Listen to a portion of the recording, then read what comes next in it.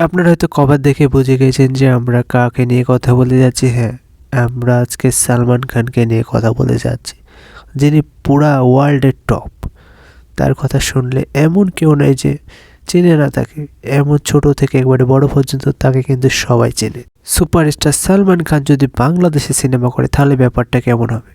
হ্যাঁ, এটা আশ্চর্যজনক কিন্তু এটাই সত্যি।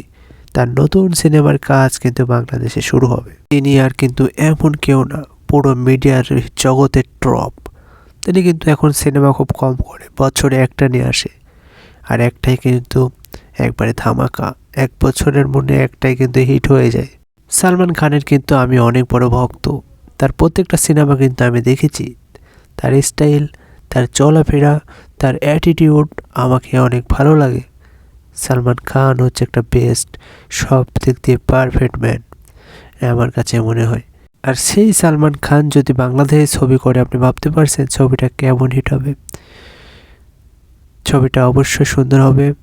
ছবিটার কাজ কিন্তু কয়েকের মধ্যে শুরু হবে, সেজন্য সবাইকে অপেক্ষা করতে হবে। তারা একটা মানে গোপনে একটা সিনেমার নাম সিলেক্ট করছে, সেটা সিলেক্ট হয়ে গেলে কিন্তু বাংলাদেশে তাদের সিনেমার কাজ শুরু হবে।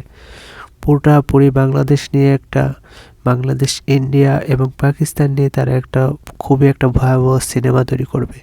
দেশের বর্ডার সিস্টেমে একটা সিনেমা তৈরি করবে সালমান খানেরা।